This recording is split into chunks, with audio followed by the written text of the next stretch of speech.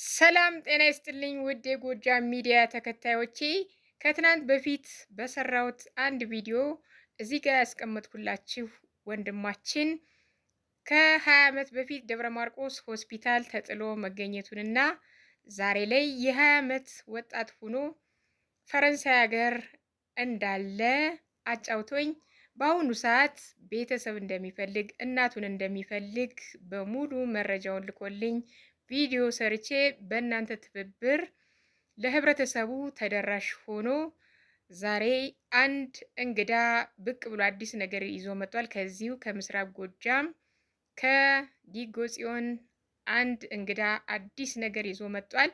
እሱን አስደምጣችሁና ተመልሰን እንገናኛለን። የትም እንዳትሄዱ። እሺ፣ ስሜን ሽፈራው እባላለሁ። የእንግሊዝ ሽፈራው ታናሽ ወንድም ነኝ። 1996 እና 97 ዓመተ ምህረት ላይ ደብረ ማርቆስ ለሰራተኝነት ትመጣለች እህታችን።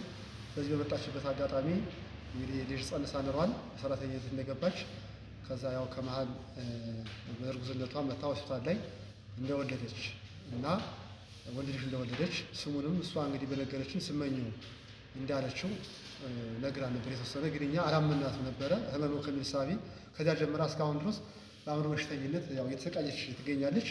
እሷንም ያው እኛ እያገዝ ወንድሞቿ ቤተሰብ እያገዝ ያው ያለችው አሁን ላይ ደረጃ ላይ፣ ነገር ግን ታማለች ከሚል ሳቢ ልጅ እንደሌላት ይመራትም ብለን አናስብ ነበር።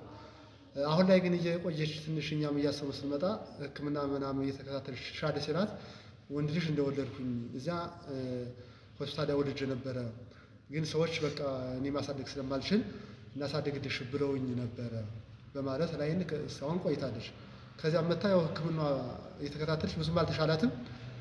አሁን ላይ ግን በቃ ያን ነገር ስንመረምር ልጅ እንደወለደች ሆስፒታል ላይ እንደወለደች ወንድ ልጅ እንደወለደች ምን መረጃ አለን። ሰዎችም አሉ እዚህ በወቅቱ ላይ የነበሩ ልጆች እና ትሬዛ ላይ ከተትኩት ታለች። አንዳንድ ጊዜ ትሬዛ ላይ ገብቷል ታለች። ሆስፒታል ወልጃለሁ እዚያ ነው የጣልኩት ትላለች። ምን ትላለች? ከእሷ አማ ስለነበር ሙሉ መረጃ ማግኘት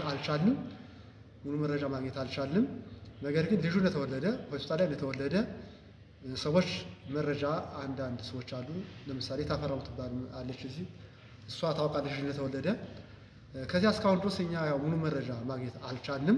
ያው ያዳመጣችሁት ነው እንግዲህ። አንዳንዶቻችሁ ኮሜንት ጋር እንደዚህ አይነት ኬዞች መቅረብ ያለባቸው ኢቢኤስ ጋር ነው ስትሉኝ ነበረ።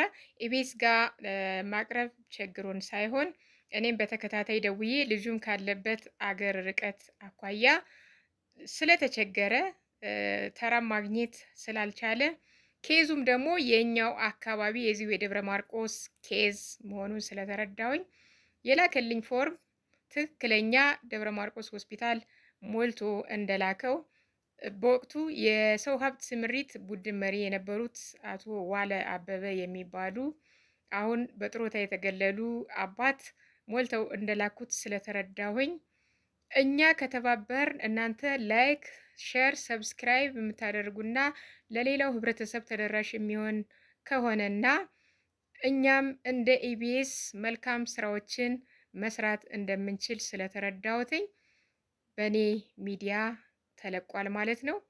ይሄው አሁንም ሰዎች እየመጡ ነው።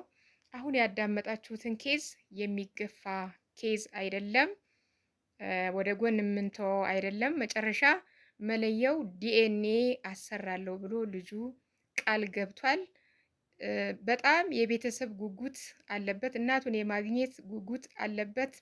እናቴ እኔን የጣለችኝ ቸግሯት እንጂ ልጇን መጣል ፈልግ አይደለም የሚል እሳቤ ነው ያለው። ስለዚህ እናንተ የሚጠበቀው ሸር፣ ሰብስክራይብ እያደረጋችሁ ለህብረተሰቡ ተደራሽ አድርገን ይህንን በጎ ተግባር እናትና ልጆችን ማገናኘት እንችል ዘንድ አደራ እያልኩኝ መልካም አዳር ይሁንላችሁ። መልካም እድል ይግጠመን።